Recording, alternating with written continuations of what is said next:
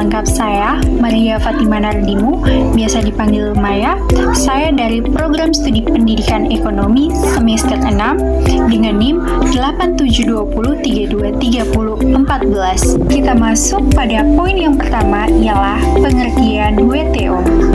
WTO atau World Trade Organization adalah organisasi internasional yang bertugas mengatur sistem perdagangan antar negara melalui seperangkat aturan yang disepakati bersama oleh negara-negara anggota.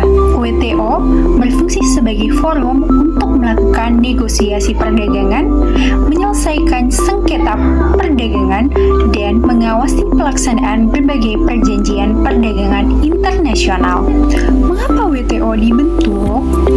Sebelum WTO berdiri, perdagangan internasional diatur oleh GATT yang dibentuk pada tahun 1947. Tujuan dari GATT ialah mengurangi hambatan perdagangan dan mendorong perdagangan bebas antar negara.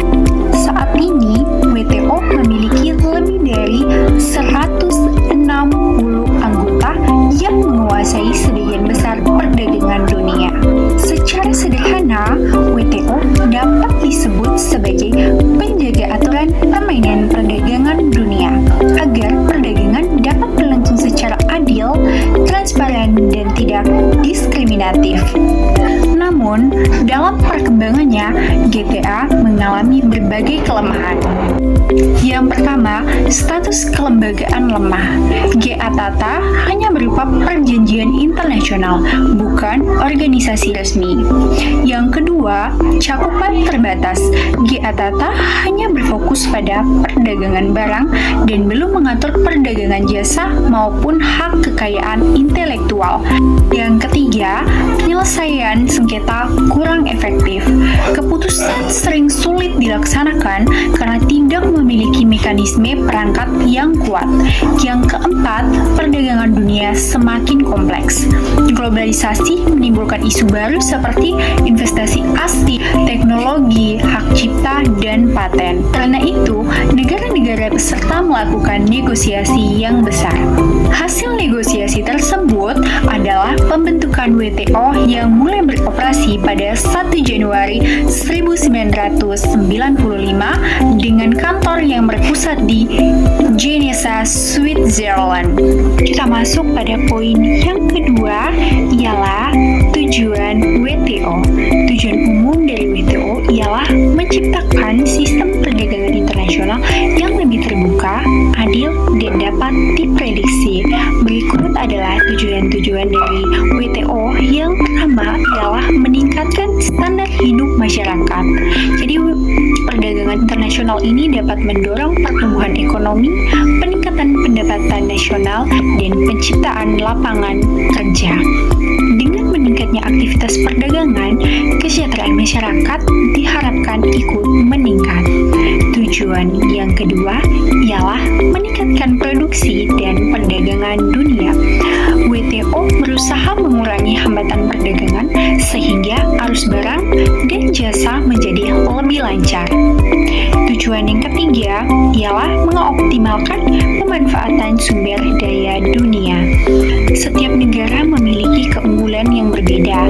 Contohnya saja seperti Indonesia unggul pada komoditas pertanian dan perkebunan, Jepang unggul pada teknologi, dan Arab Saudi unggul pada minyak bumi. Melalui perdagangan internasional, setiap negara dapat memanfaatkan keunggulannya secara optimal. Tujuan WTO yang keempat ialah mendukung pembangunan berkelanjutan. WTO juga memperhatikan perlindungan lingkungan, pengurangan kemiskinan, dan pembangunan ekonomi jangka panjang. Dan tujuan WTO yang kelima ialah membantu negara berkembang. Kita masuk pada poin yang ketiga, ialah fungsi WTO. Fungsi WTO yang pertama ialah sebagai forum negosiasi perdagangan. WTO menjadi tempat negara anggota melakukan perundingan mengenai penurunan tarif impor, penghapusan hambatan perdagangan, ataupun pembukaan akses pasar. Yang kedua ialah mengawasi implementasi perjanjian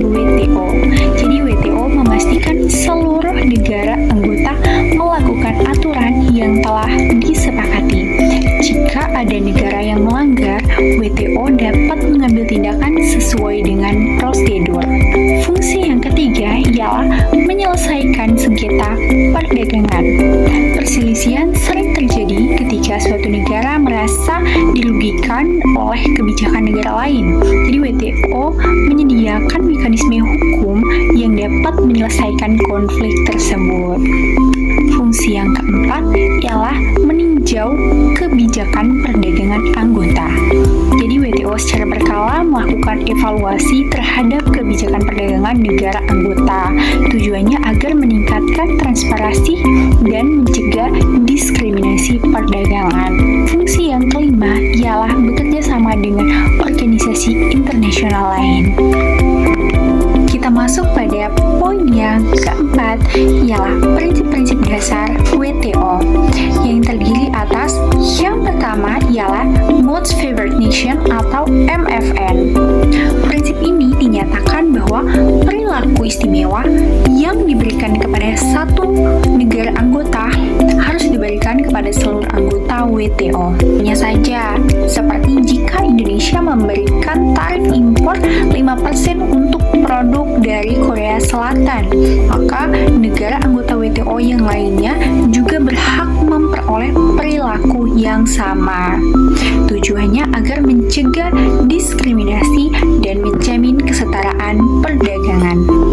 Prinsip yang kedua ialah nation treatment. Setelah barang impor masuk ke pasar suatu negara, maka barang tersebut harus diperlakukan sama dengan barang lokal. Prinsip yang ketiga ialah trade liberalization, ialah WTO mendorong pengurangan hambatan perdagangan seperti tarif impor yang tinggi, kuota impor, atau larangan perdagangan yang tidak perlu. Tujuannya agar perdagangan menjadi lebih luas. Prinsip yang keempat ialah predictability, ialah kebijakan perdagangan harus dapat diprediksi dan tidak berubah drastis secara tiba-tiba. Hal ini penting bagi investor dan pelaku usaha.